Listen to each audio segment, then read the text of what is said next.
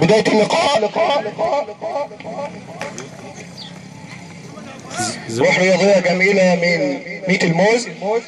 ادي احمد عبد الرزاق القط. ده موفقة وكرة سريعة من فريق ميت الموز، توصل تاني في نص الملعب بيحطها على الجنب مع الكرة كده بيشاور له صاحبه، يحط الكرة على اليمين بيرقص وداخل في وسط الملعب بيرقص حلو قوي، بيحطها على الشمال الله يوزع جميل قوي الله على الاستلامة. كابتن احمد عدلي بيرقص وداخل وفاول. رقم 10 اسمه ايمن ماشي، رقم 10 اسمه ايمن شوقي. رمي تمام.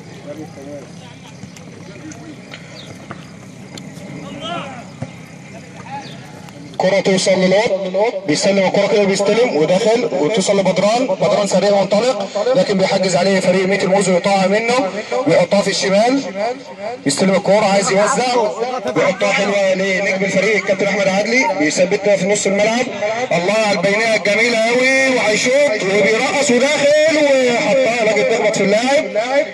يطلع فريق كفر الاسرات فريق الاصدقاء في استحواذ من ميت الموز كبير قوي، بيحطها بينيه جميله قوي بيستلم بيوزع يحط ورا فريق ميت الموز ما شاء الله عليه مستوزع الكوره وهيشوط الكوره جميله قوي يقطع دفاع الاصدقاء. ماشي بدران بيستلم الكوره بيبص لصاحبه بيديها لعبزين بيقف الكوره قدامه ولكن بياخد فاول.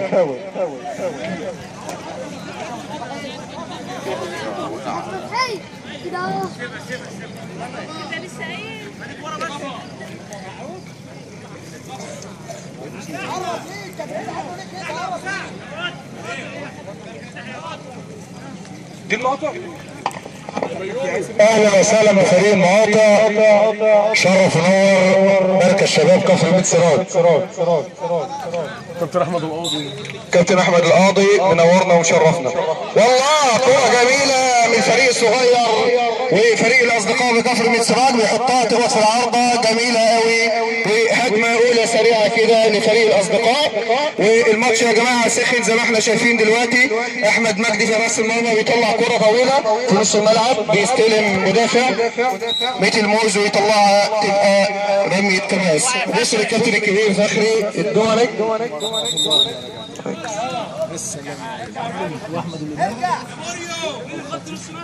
بيرجع ورا بيسلم على اليمين بيظل صاحبه يحطها له جميله لكن تنقطع على طول. استلم في نص الملعب لكن يتاخر وينضغط عليه وتنقطع. كره في اليمين ادي اللاعب بيثبت الكرة وداخل لاعب اشول برأس كويس اهو بيستخدم رجلين الاثنين.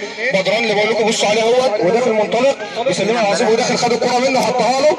وجماعه شايفين الشباب الصغيرين عاملين ماتش كويس والله وحلوه وتاني كرة جميلة والله جميلة من الشباب الصغير بيلعب كرة كويسة ومش مستسلم ابدا لفريق ميت الموز. تاني كرة بتبدأ من تحت بيحطها في نص الملعب بيحطها على الشمال بيستلم الكرة وداخل عليه براس لكن بيقطعها فريق كفر مسراج داخل لعب كويسة وسريع ويلعب بيوسع جميلة لكن تطلع من فريق ميت الموز.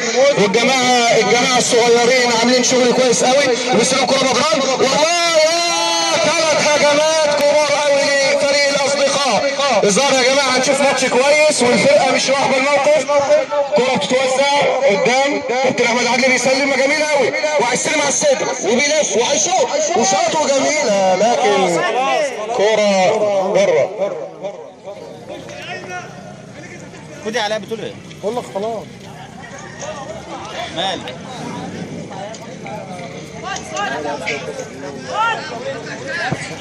يطلع الكرة لنص الملعب ورمي التماس لفريق الاصدقاء من يمة اليمين بتلاقي على طول عبد العزيز وداخل احمد لوط لاعب في اتحاد الشرطه. يا جماعه بقول لكم خلوا بالكم اللاعب ده لاعب هيبقى اساسي بعد كده في فريق الكفر الاول. لاعب لمسته كويسه وكره توسع وهجمه وحطها جميله لكن تجلب منها وتطلع بره. يا محمد الكره الثانيه النظام ما شاء الله على اعلى مستوى يا جماعه.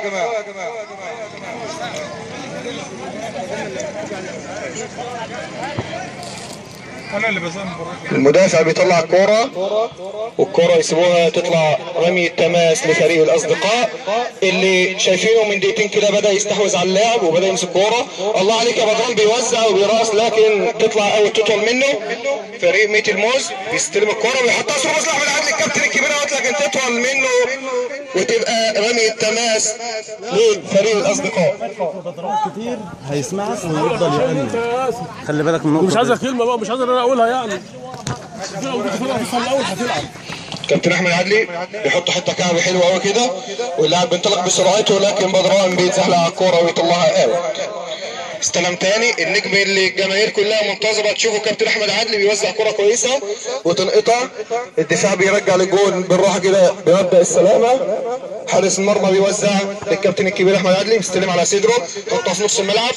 الكابتن الثاني بيرقص وجميله قوي منه وبيشوف هيدي لمين وداخل ورقص من الاول وداخل وحطها لكابتن احمد واهو يا تطلع بره. جميله قوي من ميت الموز اللي بدا يصحصح وبدا يمسك كوره تاني زي ما بدا اللقاء.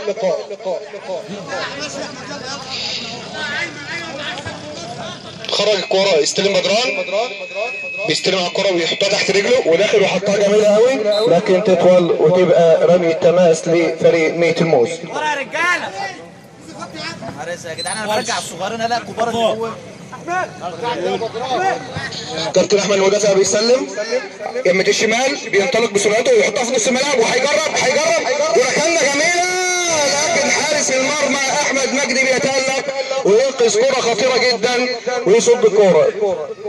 يوزع بره، استلم يمة الشمال بيحطها ثرو باص جميل، لكن في مدافع ما شاء الله السد العالي لفريق الاصدقاء بياخدها وحطها ثرو باص لكن تطول قوي. يعني لا، الماتش جميل جدا يا جماعه من الفريقين، حتى فريق الاصدقاء صغيره مش راهبه الموقف خالص، والكابتن بيعمل فاول اوت بيغير لفريق الاصدقاء. هيلعبوا بدران.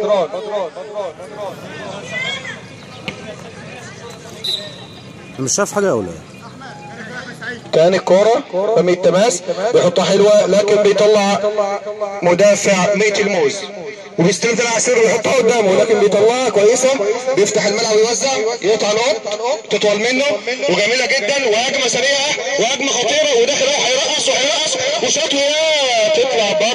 تطلع بره. عايزين الجمهور يا جماعه يشجع كده، الجمهور نايم خالص، عايزين نسمع تشجيع كويس كده من الجمهور للفرقه الصغيره اللي بتقدم مباراه كويسه جدا.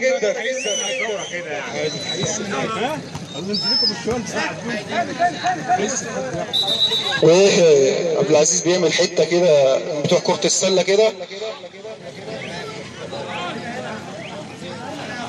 كرة فاول من نص الملعب ترجع لدفاع ميت الموز، بيستلم الكرة تحت رجله وبيوزع قدام، توصل جميلة لكن طويلة على مهاجم ميت الموز.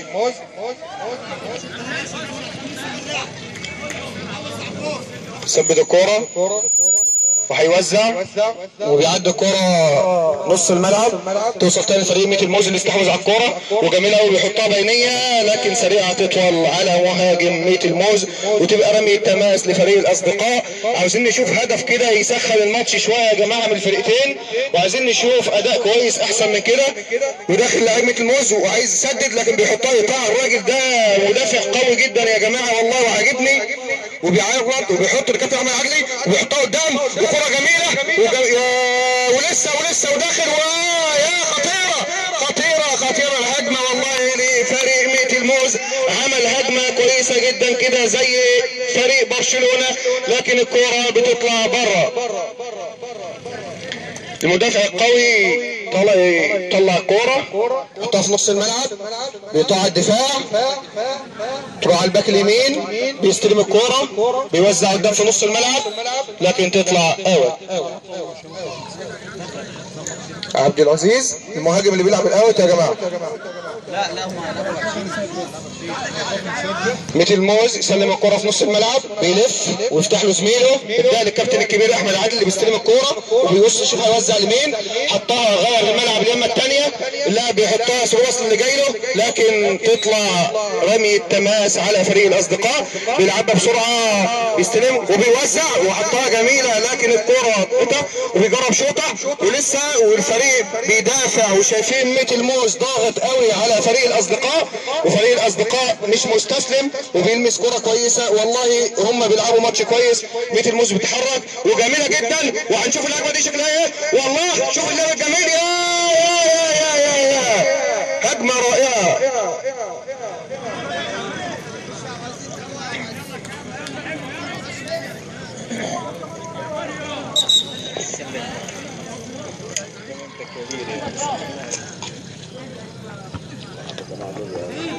مين؟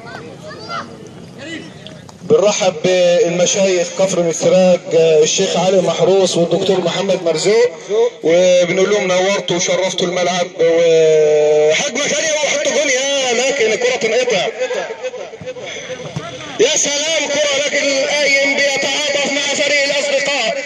يستلم الكره ثانيه، يوزع من يمين اليمين، بيحطها في نص الملعب. اللاعب دي خطر قوي رقم الدفاع ده، وبيحطه بيجرب. يا راجل وطي يا راجل. ايه اللي وقت يا راجل؟ وقت كابتن فتحي عزت منورنا على ارض الملعب وجميع الحاضرين. الشيخ علي ودافع بيطلع الكوره، لكن عبد العزيز يا جماعه بيتزق من هو المدافع لورا، والحكم المباراه بيحسب فاول لفريق الاصدقاء.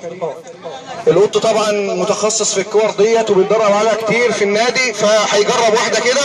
كابتن احمد عايز يرجع شويه اللاعب،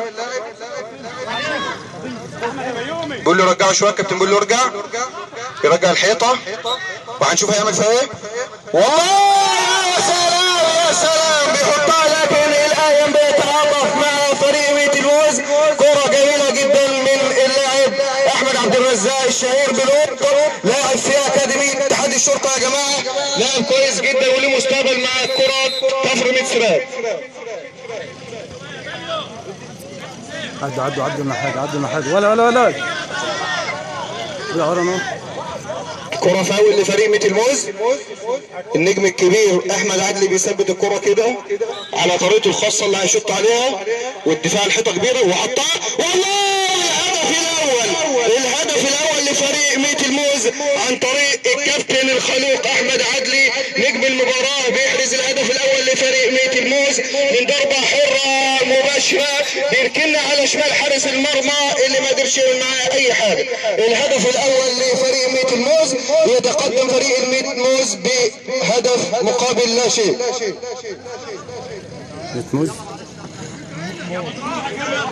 تاني داخل كمان مرة، يا سلام، وبيعدي من اول التاني، لكن تنخطف منه. يا ابني تعالى بقى. انت بتطلع حكم الرايه يا جماعه المفروض ياخد باله من الكور شويه. تصور معايا كده، تعالى كده اهو. لوط بيستلم الكوره في الصوره وحطها جميله بالجول السريع. لوط طارق اجري بالجول، يلا يا ابني يا مفتاح. الله يا سلام يا سلام، والله لعلك وصفك، والله لعلك وصفك. يا سلام يا ابني، الله على هذا الهدف الرائع، الله عليك يا بابان. ده نجم بقول لكم يا جماعه، انتظروا هذا اللاعب في الفريق الاول لفريق كفر ميت سراج. سرعان ما يتعادل فريق الاصدقاء والماتش ولع والنتيجه بقت 1-1، وفريق ميت الموز يا ترى هيعمل ايه بعد هدف التعادل. وزع الكره قمة الشمال، بيستلم على صدره وداخل وهيجرب وداخل ما حدش مقابله، لكن الدفاع المطلق لا يقطع منه. بيسلم كرة تاني بدران وداخل وهيعملها كم مرة ولا والله عليك. حلوة يا رجالة، ولوط اهو حطها لكن تنش منه.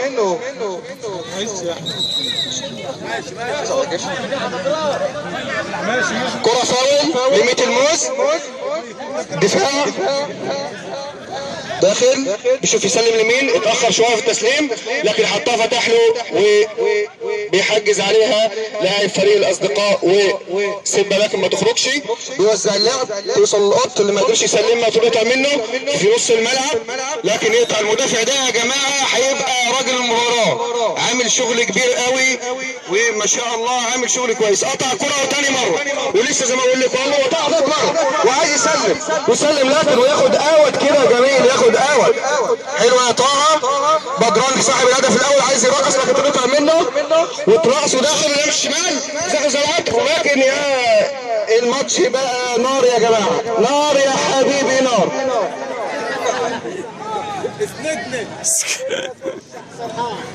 شو رجلك اللي تتقطع دي يا في فندم؟ نص الملعب وطاقم الموز وداخل والدفاع يا عمر يسلمها للباك اليمين يوسع تطلع لسه كرة جميلة وتوزيعها احلى من الباك اليمين يحطها الكابتن احمد عدلي صاحب الهدف الاول، تخبط في القائم وتطلع كرة تاني سريعة ولسه الهجمة ما خلصتش. الدفاع قوي في المباراة النهارده، يطلع كرة اول استلم خط الوسط يسلم كابتن احمد عدلي. محطة دي يا جماعة، احمد عدلي ده محطة الماتش كله. طلعوا رمي التماس فريمة الموز وهيوزع وراسه دخل والاخي وهيحطه هيشوط وباصة وحط الله الهدف الثاني لفريق ميت الموز بنفس اللاعب الكابتن احمد عدلي يحرز الهدف الثاني وتصبح النتيجة 2-1 لفريق ميت الموز.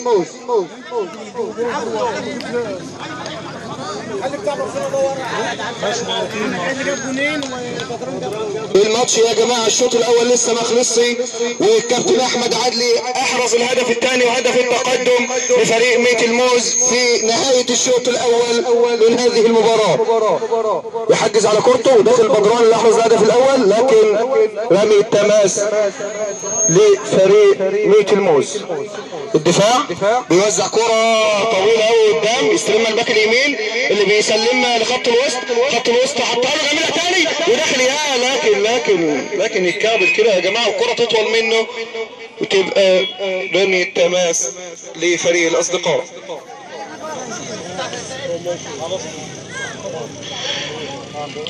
بيطلع الكرة لكن ويصفر الحكم احمد ابو العينين لانهاء الشوط الاول وتصبح النتيجة 2-1 لفريق ميت الموز.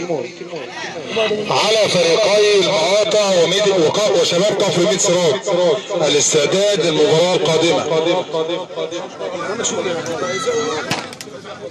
اهلا وسهلا بالكابتن احمد رمضان فريق بشيش. اهلا وسهلا بفريق بشيش، شرف ونور مركز شباب كفر ميت سراج الكابتن احمد رمضان. على فريقي المقاطع وشباب كفر ميت سراج الاستعداد للمباراة القادمة.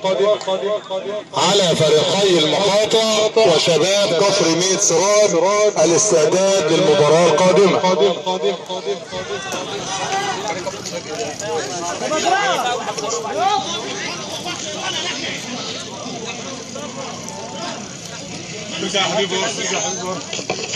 يا عبد الحميد يا علاء مين اللي هيزرع الشوط الثاني؟ هنهرج قولوا ناديته مين اللي هيلعب الفريق الجاي؟ يا ابو عمر خط بعدين اصحى يا جود. خد يا عبد الحميد اللي قدامك بالظبط. ويصفر الحكم احمد ابو العينين لبداية الشوط الثاني بالمباراة، ونذكر حضراتكم بان نتيجة المباراة 2-1 لفريق ميت الموز. والشوط الاولاني يا جماعة كان شوط قوي من الفرقتين، لكن استطاع ميت الموز بخبرة ومهارة اللاعب احمد عدلي ان يحرز هدفين، الهدف الاول في بداية المباراة والهدف الثاني قبل نهاية الشوط الاول. تاني الكرة في نص الملعب، لاعب رقم 14 ميت الموز بيحطها في الشمال وداخل وهيشوط وهيجرب وحطها لكن تطلع منه رمي التماس لفريق الاصدقاء بكفر ميت سراج. على فريقي المقاطع وشباب كفر ميت سراج الاستعداد للمباراة القادمة. على فريقي المقاطع وشباب كفر ميت سراج الاستعداد للمباراة القادمة. مرة تانية من ارض الملعب محمد ايهاب كرة ضربة حرة مباشرة على فريق الاصدقاء وتحط جميلة واللاعب بيثبتها له تاني 1-2 وبيحطها في الارض حتى هيحطها جون ويا لكن حارس مرمى وتألق ضعيفة وبيصدها احمد مجدي حارس المرمى. توصل تاني اللاعب رقم 5 مدافع قوي جدا كان متقدم في خط الوسط بيستلمها على الصدر وبيحطها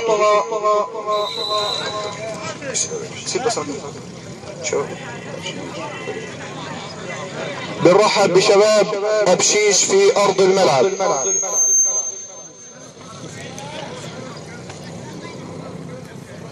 كرة فاول لفريق الاصدقاء، ويحطها بدران، ويحط كرة طويلة جدا لكن اطول من اللازم، ويطلعها مدافع ميت الموز.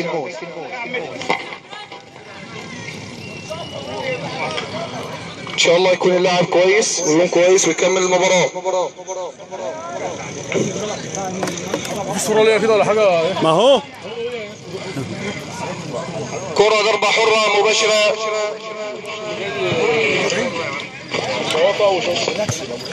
ياسر تعالوا كده يا جماعه. هو ده بتاع حسين انت ابو رامي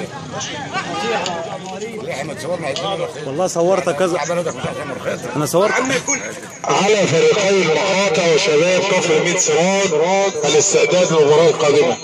المباراة الثالثة ان شاء الله ابشيش وكفر ميت سراد. المباراة الثالثة ابشيش وكفر ميت سراد. بنرحب بفريق ابشيش في مركز شباب كفر ميت سراد.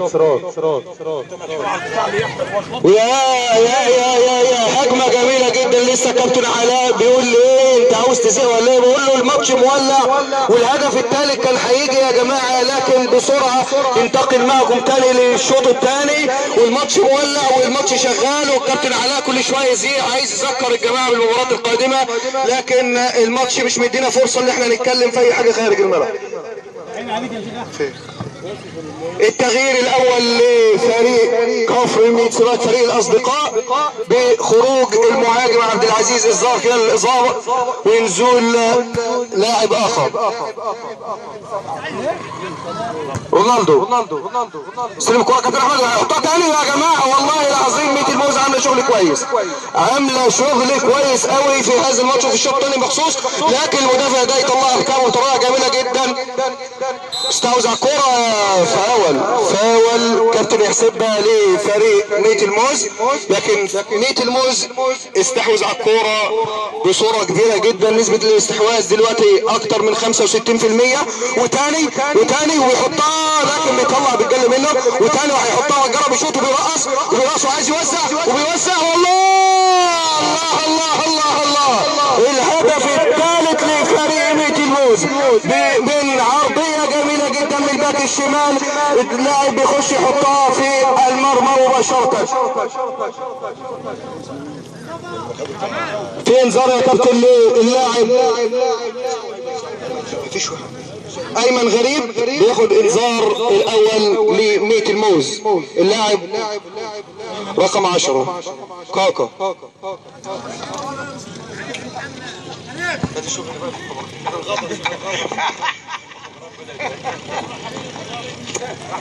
كرة جميلة جدا. ميت الموز 3-1 يا جماعة واستحوذوا على اللقاء، وياخد الكرة ويوزعها تاني جميلة، واللعيبة بتغير الكرة من اليمين للشمال ومن الشمال لليمين يا جماعة بطريقة جميلة جدا وداخلين، والهجمات متتالية. نصبوا السلك يا جماعة، فريق ميت الموز نصب السلك على فريق الأصدقاء.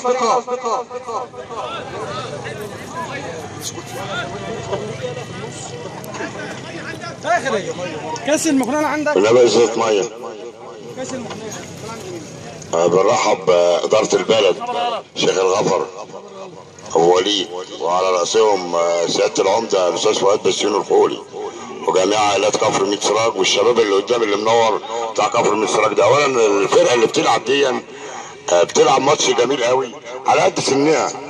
اما تشوف سن اللاعب وتشوف اللمسات بتاعته على الكوره تنبسط قوي، ودي حاجه معروفه يعني في كفر ميت، ودائما كفر ميت بيطلع لعيبه كبيره. وقلت الملعب الوحيد اللي كان موجود حوالين البلاد كلها كان ملعب كفر ميت. طبعا فريق المقاطع فريق مع كبير، فريق ميت الموز فريق كبير. كابتن احمد عادل ده كان بيلعب وانا كنت موجود في الملعب، يعني فريق عنده خبره وفريق عنده لياقه، يعني ما نتكاش قوي على فريق البلد الشباب اللي منور الملعب ده. بنشكر كابتن الكبير كابتن محمد عبد الحكيم اللي امتعنا قديما بلعبه ومهارته في ارض الملعب. وننتقل تاني لارض المباراة وارض الملعب وهنشوف النتيجة 3-1. والارض والملعب هدي شوية كده يا جماعة بعد الهدف الثالث، وميتي الموز استحوذت بصورة كبيرة جدا على المباراة وبيحطها حلوة جميلة جدا ولكن القطة توصل تاني للباك الشمال اللي بيسلمها لكابتن احمد عادل الكابتن المتألق اللي بيحطها له عشان يقول له شوط، لكن يقطعها وادي القط خد الكورة وداخل وبيحطها شمستها كده وجميلة. يلا يا رجالة يلا يا رجالة، الكورة الثانية بسرعة يا كابتن عاطف. بنحيي لجنة النظام في ارض الملعب على المجهود الرائع اللي عاملينه والله يا جماعة. المدافع بيطلع كرة طويلة عند الكابتن لكن تجلي منه، وحصل تغيير كمان لفريق الاصدقاء بكفر من السباق. خرج اللاعب المدافع ونزل محمد عبد العظيم اخو الكابتن الكبير احمد عبد العظيم، ويا ريت ونشوف كده ونشوف زي الكابتن احمد ولا لا يا جماعه. هنشوف دلوقتي على ارض الملعب بيت المستلم مع الكوره وبيحطها تسديده قويه لكن يا تجلي وتطلع رمي التماس لفريق الاصدقاء.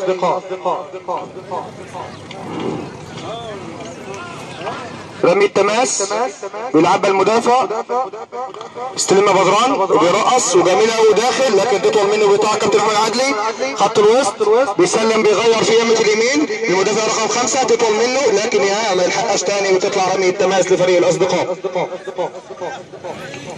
بيلعب بالقط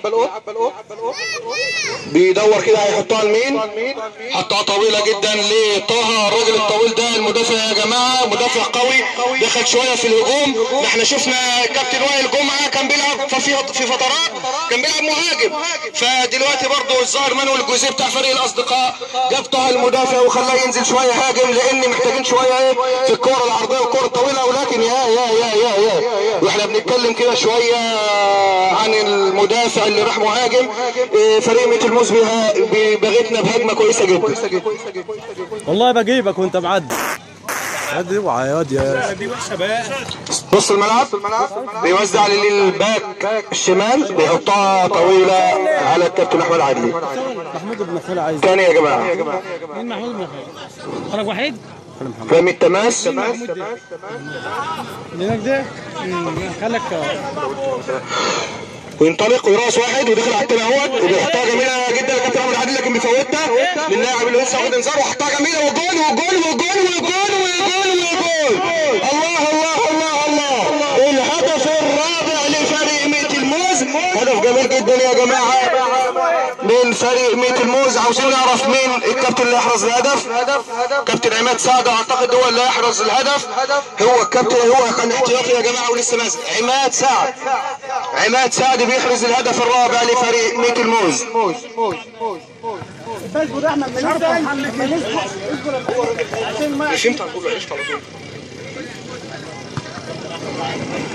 بدران كابتن احمد عدلي الله يا سلام يا سلام يا سلام لكن ما يراهاش الكابتن عماد سعد اللي لسه نازل يا جماعه. وادي اللاعب اللي لابس فريق كريستيانو رونالدو يعيدوا زي كريستيانو كده ولا ايه، لكن الكره تطلع منه تاني لعماد سعد لسه نازل بيسلمها الباك الشمال. الباك الشمال بيحطها كده للاعب خط الوسط اللي بيوزع كره جميله جدا عند كابتن احمد لكن يا جماعه خدته ولا خده وعايز يوزع وهيوزع ورقص لكن قلت لكم طه عامل ماتش كويس جدا. طه ده هيبقى له مستقبل كويس. احمد عادل تاني كوره طولتها ويوزع ولسه والكره معاه ويحطها جميله جدا واللي جاي من المنطلق يا القادمون من الخلف يا جماعه، اخطر حاجه القادمون من الخلف. حط كرة طويلة استلم بدران يا اي حاجة من فريق الاصدقاء يا جماعة. احنا برضو بنعذرهم على سنهم ومفيش خبرة كافية لسه عند الجماعة دول، بس والله ادوا شوط اولاني شوط كويس جدا واستطاع بدران اللي هو يحرز هدف جميل جدا وهو الحقيقة كمان جون اهوت واحمد لطة حطها وهجمة ودخلوا لكن بيرتبك كده فريق ميت الموز وبعد كده يقطعها والكرة تاني رايحة جاية وهو عايز يرقص وعايز يشوط. يا سلام يا سلام يا سلام، الله عليك الله عليك يا حبيب والدي، كرة جميلة جدا من القط.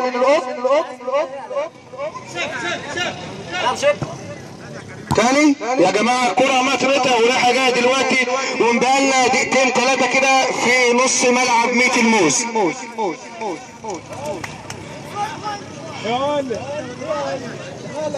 تاني خط الوسط. اللاعب ده متألق قوي يا جماعه، اللاعب اللي لابس فانيلا الخضراء ده متألق قوي، عامل شغل كويس. يا سلام يا سلام يا سلام يا سلام على الكوره، يا سلام على الكوره. على فريقي المخاطة وشباب كفر ميت سراج الاستعداد للمباراة القادمة. على فريقي المخاطة وشباب كفر ميت سراج الاستعداد للمباراة القادمة. الكرة الثانية يا كابتن عاطف، ما تسرحش يا كابتن عاطف بالله عليك. تاني كرة رمي التماس وطه اللي بقول لكم عليه اهوت، ونزل كده اللاعب بدوي محمود بدوي، نزل لارض الملعب وداخل ولسه سخن ومنطلق كده ولسه في لياقه شويه وداخل بحماس كده، حماس الشباب يا جماعه. كرة تلعب ضربة تماس وهيشوط يا لكن تقلش منه، ولسه الكورة تاني، لسه الكورة. السيرك اتنصب يا جماعة من فريق ميت الموز لفريق الأصدقاء. سيرك تاني يا جماعة. يلا يا بدران، وهيقول لي هيعملها كده اهو ومنطلق وهوبا جميلة قوي يا بدران، والله جميلة.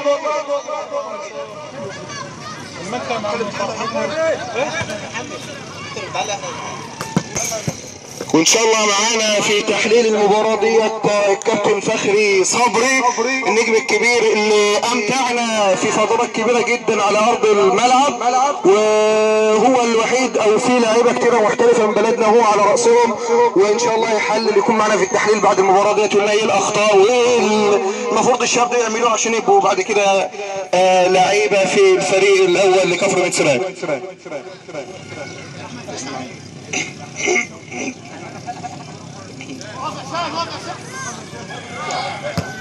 يا سلام، جميلة يا بدران، جميلة يا جماعة. حطوا عليكم على اللاعب ده، اللاعب ده له مستقبل كبير جدا، وعمه واقف وعمه بيتابعه طبعا وبيرصد تحركاته، وكذا ناس عايزة تشتريه ودفعت له فيه مبلغ، بس هو يا جماعة مش موافق يعني لحد دلوقتي،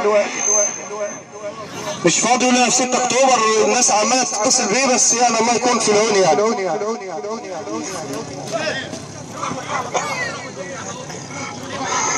تاني لوط يا جماعه، والله كنا منتظرين ان احنا نشوف النهارده في اداء احسن من كده، بس الظاهر بقى اللياقه البدنيه بتاعته كان بيلعب ماتش ولا حاجه امبارح. بدران بيحطها جميله كده، حته شراب كده، لكن تقطع تاني. كابتن احمد عادل اللي بينزل يستلم وعايز يوزع وبينطلق وبيحطها جميله قوي اسمه باص، ويا راجل الجون، يا راجل انت وجول لوحدك يا راجل. تاني احمد مجدي، لكن احمد ما يقدرش يطلعها وتخبط في اللاعب وفاول على فريق الاصدقاء.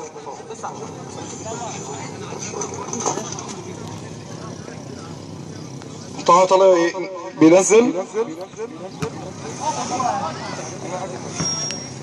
كرة تاني في نص الملعب، وينتهي اللقاء بتقدم فريق ميت الموز على فريق الاصدقاء بنتيجة 4-1. الف مبروك لفريق ميت الموز وهارد لك